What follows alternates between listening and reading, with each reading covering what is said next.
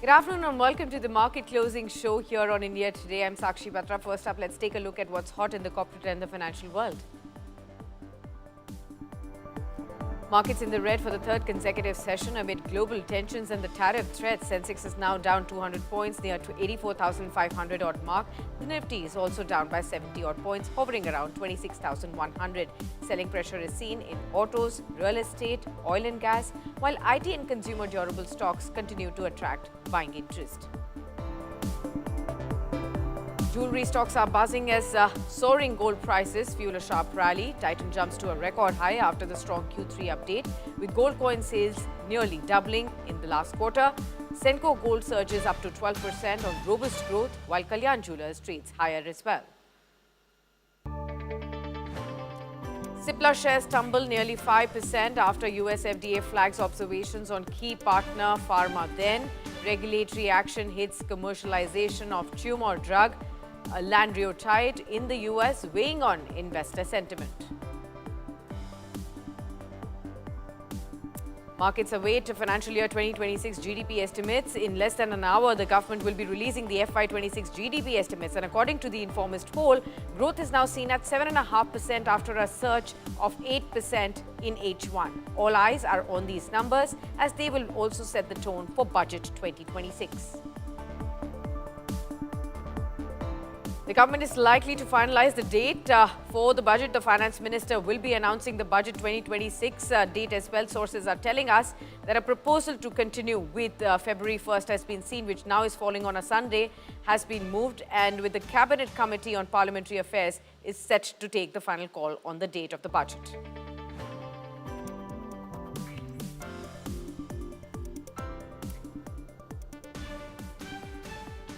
Let's straight away dive into the last half an hour of cues as far as the D Street is concerned. We remember have been slipping lower all through the session today, but we pulled up in the last half an hour, 1 hour odd, although still down by about 0.1%. 26,145 is the level at which the Nifty is trading at. The good part is that the bottom was seen buying into. Now, when we also see the sectors, you can see IT sector that's on the top of the sectoral performance today.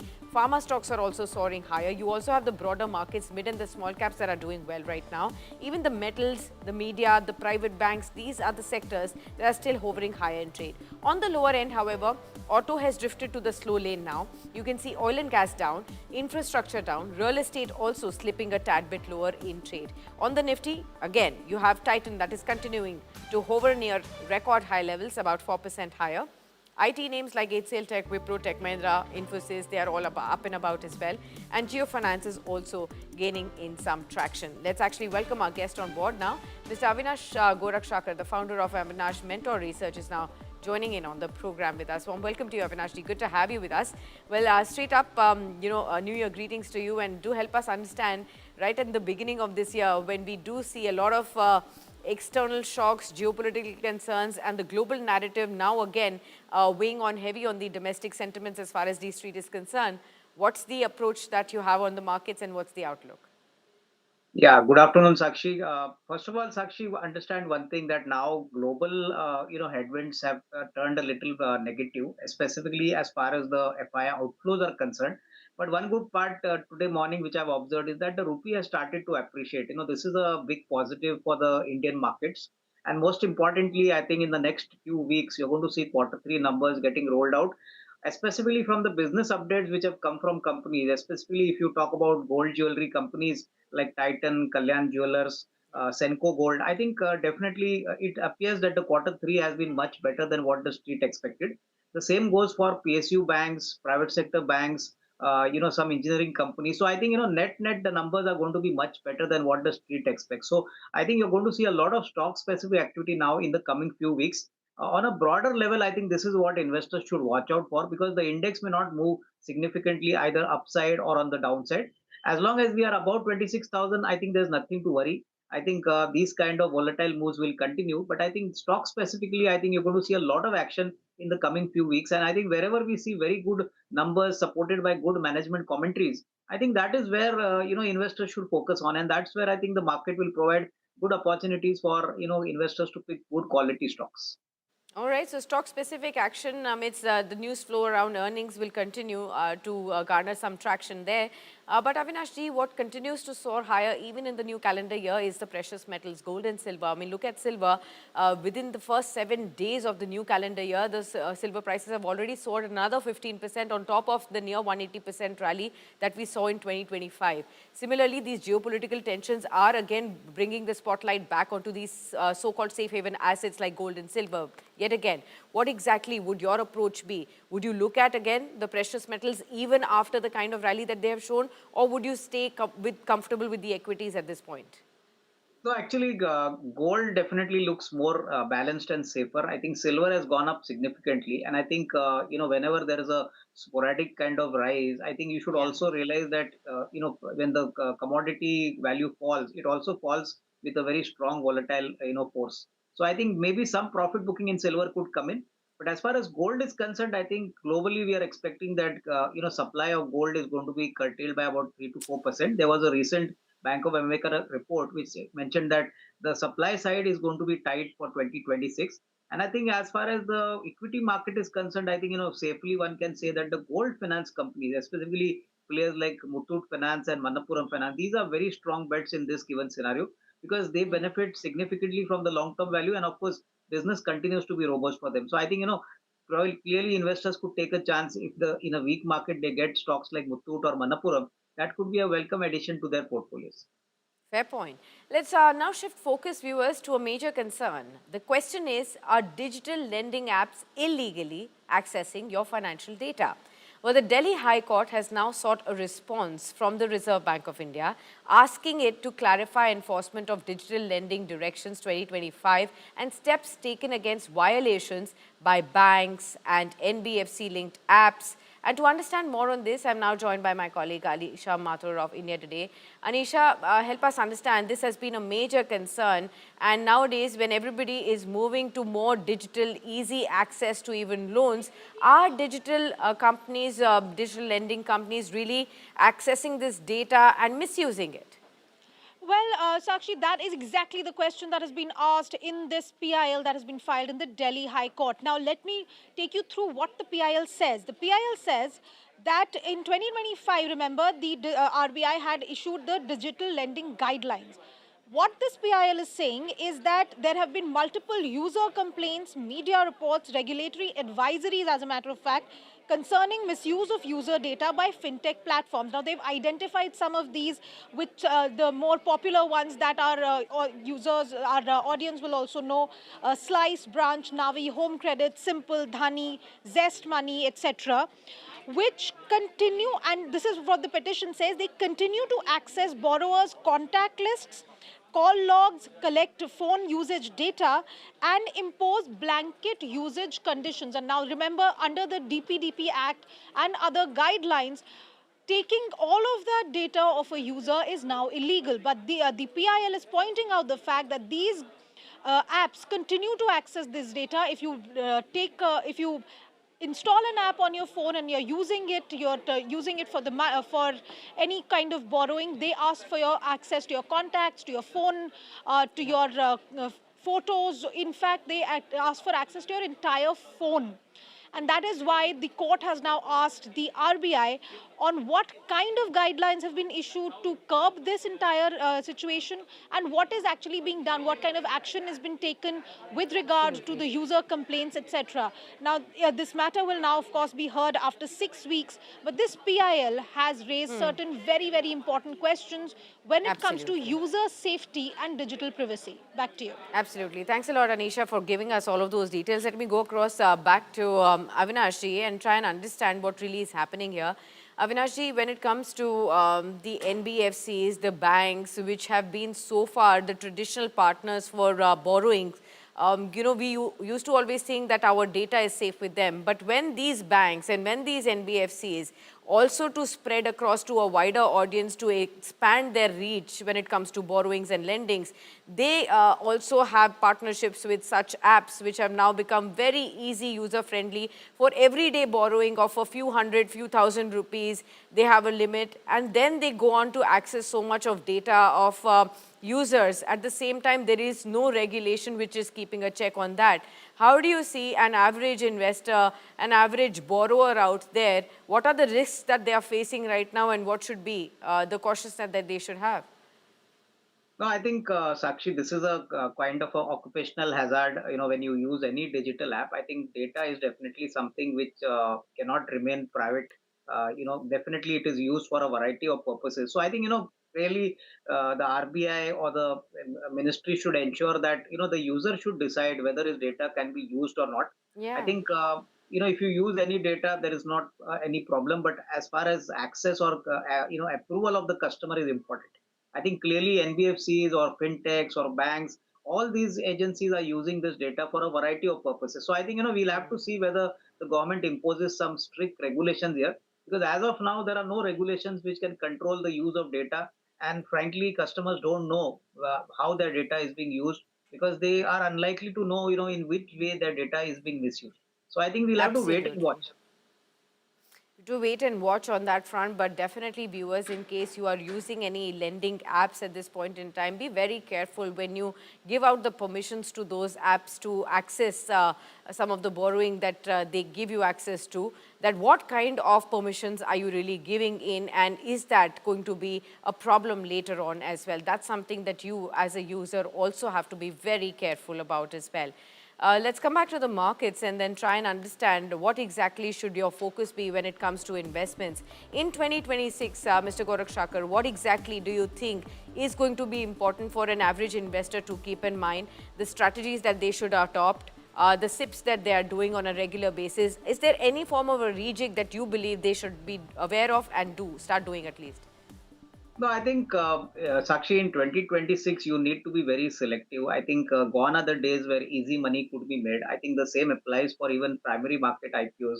So I think, you need to be very selective. And I think first focus on the large caps. I think there are many companies which are available with fairly attractive valuations. I think in terms of sectors, we continue to be positive on sectors like automobiles, auto components, even agri, that is fertilizers and agrochemicals, specialty chemicals, because these are sectors which have been beaten down. Hopefully there could be some respite, and of course traditional sectors like railways and defense, you cannot ignore them, because the coming budget on 1st February is likely to announce some further positive measures here. So I think Q3 will be a very standout quarter. Once you get to know the quarterly number, the commentary and the run rate, I think that will give a better sense to investors to plan their portfolios, because Q2 was just the beginning. Q3 is going to see the full impact of the GST cut. And I think, once that happens, you could see 14-15% earnings growth for the next year, that is FY27. So I think net, after the Q3, I think one can take a rejig and can definitely rebalance your portfolios according to the, the investor's risk appetite. Fair point, viewers. There's breaking news now coming in on your screens there. Morgan Stanley has said that they expect a sharp turn in earnings growth over the coming months. Morgan Stanley also says that India's growth cycle is to improve on interest rate as well as the tax cuts that we have seen in the recent months. Morgan Stanley also has said that India's hawkish macro setup post-COVID is now unwinding as well. What they've also mentioned is that union budget could now contain the capital market reforms, and that's something that we should be focused on as well. I think this is an interesting one that everybody has to focus on. Avinash ji, do you believe after slate of reforms on the taxation front that the government has undertaken in 2025, be it direct tax cuts by way of the previous budget that we saw, the indirect tax cuts that happened in the last week of September with GST rationalization, the income tax reforms as a whole, the act was also reformed in a way.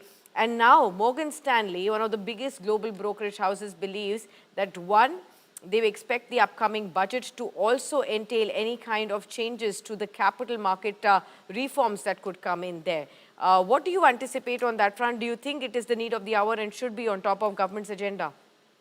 No, it should be on the top of the government agenda, Sakshi. And I think if the government does these kind of measures, it could encourage, flows in the capital market, improve the market sentiment. In fact, we have been reading some news reports which are not authentic, but some news reports indicate that the government is mulling no long-term capital gains tax if the investor can hold on for at least 2 years.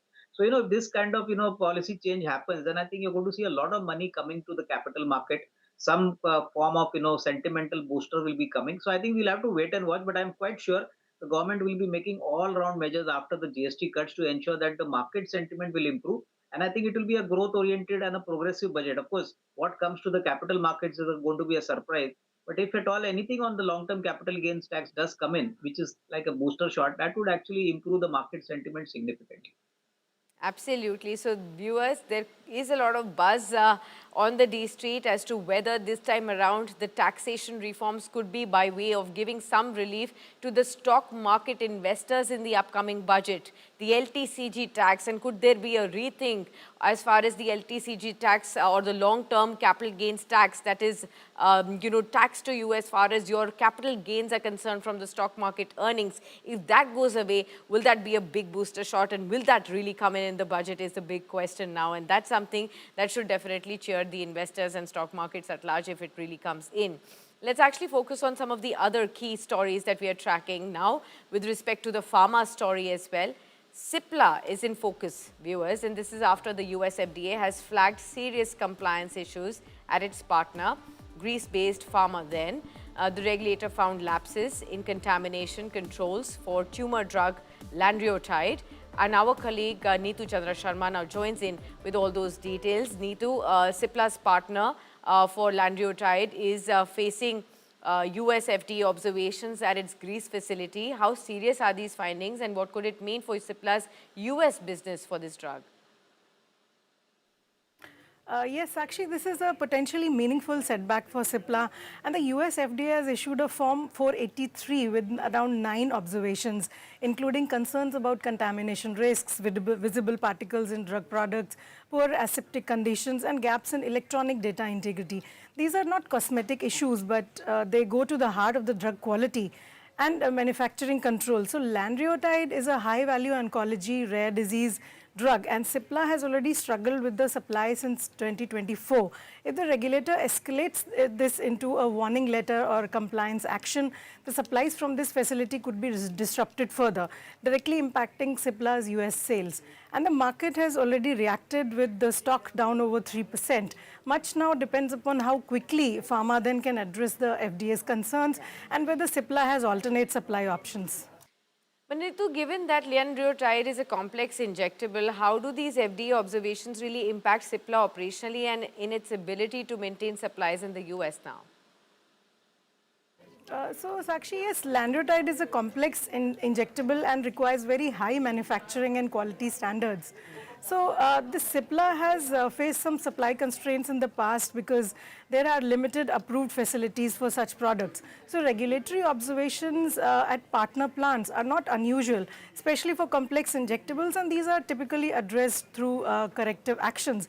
What matters now is that how quickly these issues are resolved so that the supplies in the US market continue without major disruption. So for Cipla, the focus will now be on working closely with the partner and regulator to ensure continuity of this important therapy. Thanks a lot, Neetu, for getting us all of that update. Definitely, this is negative news flow coming in by way of Cipla. The stock has also reacted negatively. Right now, it's down by about 4.3 odd percent. 1464 is the level at which Cipla is trading at. Avinash ji, coming to you, how would you read this news flow with regards to Cipla? Do you think this shall pass too soon, and one should not really pay too much of a negative concern on this one? No, I think clearly this is an important drug for Cipla, and I think this flag by the US FDA is definitely going to be watched by the markets. Once the Okay. Q3 numbers are out, so I think we'll have to wait and watch. This is not going to be immediate solution issue. It will take some time, Yeah. but I think post Q3 we'll get to know what the management outlook and commentary is. Okay. What about the overall pharma and the healthcare space? Do you think there is enough and more opportunity for investors to look at in the new 2026 calendar year in this space? Yeah, I think, see, within the pharma and the hospital space, pharma, I think we continue to like Lupin. As I mentioned earlier, Lupin is a very well established player, has a very strong exposure in the US and the rest of the world markets. And we expect a strong Q3 quarter. And within the hospital stocks, we like frontline players like Apollo Hospitals, then North India based Yatharth Hospitals. Hospitals are going to be one area where possibly the budget is also going to give them a lot of significant tax benefits. And I think healthcare is a opportunity where India is still lacking, where a lot of basic necessary healthcare facility is not available. So I think to that extent, healthcare can be a good pocket where I think investors can look at parking their funds even before the budget. Okay, got that. So keep an eye out on the entire space. Let's actually look at some of the other buzzing spaces too. Talking about the IT space, that's the top winning sector today. What's your sense here, Avinash, right ahead of the next week, big earnings flows that will start in? What exactly is your expectation on the IT sector? No, I think IT should do reasonably well. See, I think Q2 was a big surprise. We saw very strong numbers from companies like HCL Tech, Coforge. So I think we are quite positive on the large cap companies like Infosys, HCL Tech, typically even smaller companies like Persistent and KPIT. My sense is that once we get a clear signal as to when the US India trade policy is signed off, a lot of deals are there in the pipeline. So, maybe after the March quarter, things could get more clearer. But net, I think numbers should be much better than what the street expects, despite being the fact that December is a soft quarter. So we'll expect better numbers from most of the large cap IT companies. Okay, good numbers floating in from a lot of large cap companies. Today, the index is up by nearly 2% at the day's high point. You can see strong volumes across the large caps and even the mid cap as well. You did see KPIT on your screens as well. Sharp returns can actually be seen on a single intraday move that these stocks are also showcasing right now. Apart from the IT space, the pharma space that we've discussed, within the defensives, how are you looking at the FMCG space as well? This has been a big laggard of a story in 2025. Do you think it will return in 2026? No, I think it should return because we have been getting fairly good kind of ground level checks from our team that FMCG business is going to do significantly better because see, the rural market has now picked up, interest rates have come down, GST cuts have happened. So I think probably the first quarter where you could see some kind of green shoots for the FMCG sector is possibly the December quarter. Hopefully, I think 4 to 5% is the average kind of volume growth which we expect. With the large FMCG majors like say Marico or Dabur, I think most of these companies have come out with reasonably good business updates also. So I think you're going to see a much better FY27. Hopefully, January to March will be also another good quarter. But I think the real impact of this consumption trend will be felt in the next financial year. Fair point. All right. One more thing that I wanted to ask you is that in case you have to help our viewers, Avinash, to understand up until the budget, any key stock ideas that they should be betting big on?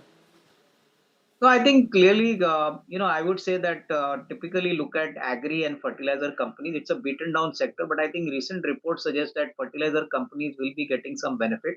Even agrochemical companies could be getting some benefit because the government wants to push agri. So I think within this, I think companies like Rallies or for that reason Sumitomo Chemicals from the agri space and fertilizer stocks where we are positive are companies like Coromandel, Chambal Fertilizers, RCF. These are companies where definitely a good policy boost in the budget could definitely help them. So I think you could definitely take a small contra bet and invest in a sector which is not very strong in limelight as of now. But in terms of the financials, in terms of the fundamentals, things can get better in FY27. Hopefully, if the budget presents a good opportunity. Okay.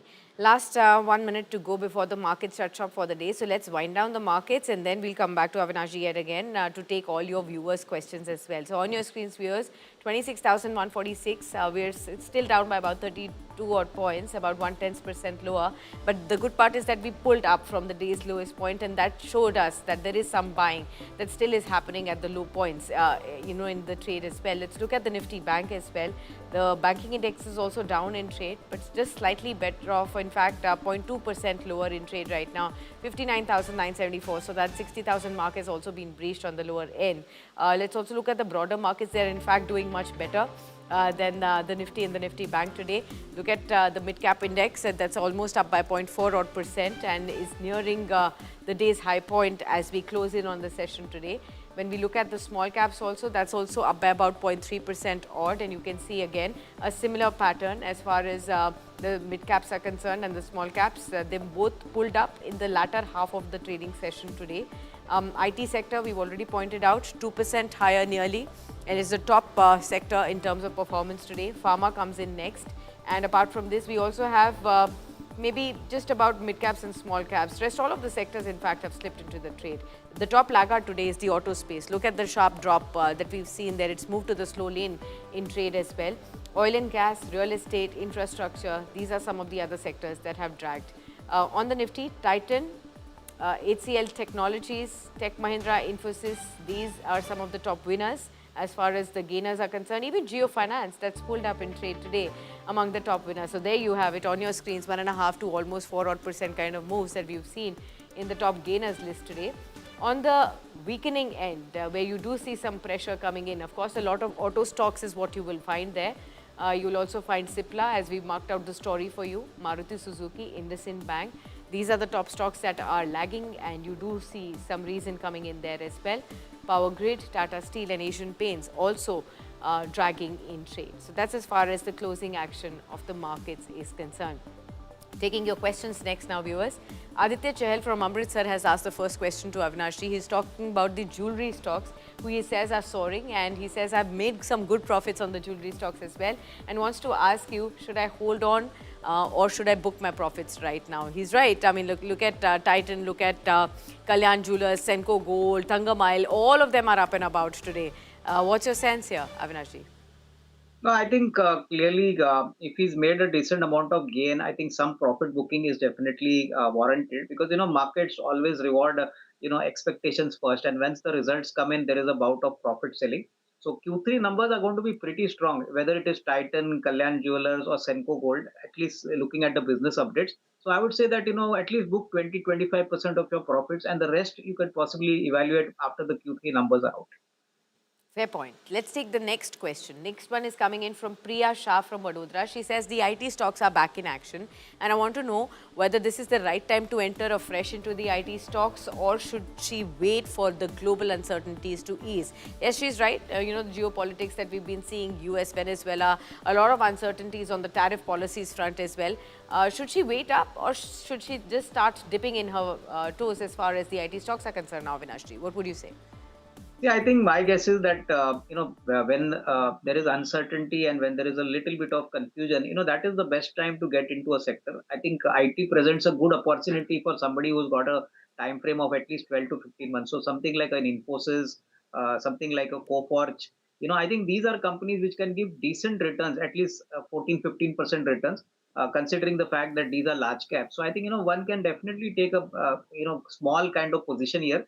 But I think please be patient. Don't expect immediate rewards. You'll have to give at least 2 to 3 quarters to see some meaningful returns. Okay, we also have another query, and that's coming in from Karan Dhar from Delhi, and he wants to know from you, Avinashji, that should he be looking for opportunities in the budget-related stocks, or should he stick with commodities and metals? What would you advise him?